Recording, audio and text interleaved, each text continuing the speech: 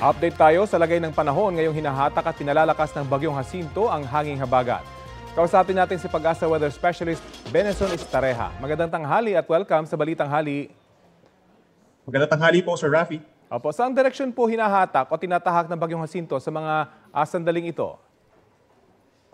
Sa ngayon po itong si Tropical Depression Jacinto ay nasa 480 kilometers kanluran ng Subic Bay sa may Zambales at nasa may West Philippine Sea po ito.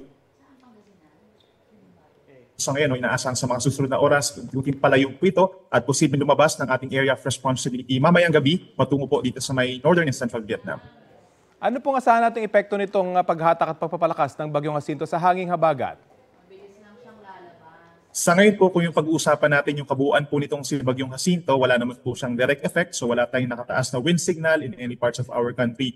However, pinalalakas po nito yung hanging habagat dito sa malaking bahagi ng Southern Luzon, Visayas, and Mindanao. At pinaka-apektado po ng malalakas na ulan, ito pa rin pong Occidental Mindoro, Palawan, Antique, and Negros Occidental hanggang 100 millimeters po within the next 24 hours. And other parts of Mimaropa, Visayas, some areas pa dito sa may Kabikulan, and sa western sections pa ng Calabarzon and Central Luzon. Mataas din po ang chance ng mga pag-ulan within the next 24 hours dahil sa habagat.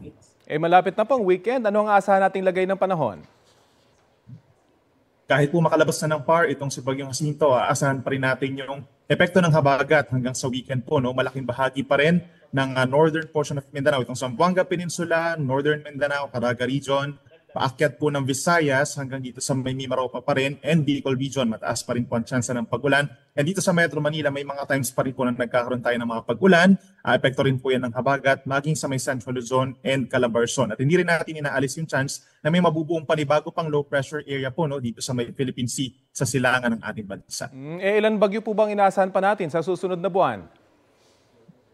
For the month of September po, possible yung 2 hanggang 4 po na bagyo. Okay. Maraming salamat sa oras na binahagi niyo po sa Balitang Hali. Salamat din po. Pag-asa Weather Specialist Benison Estareja.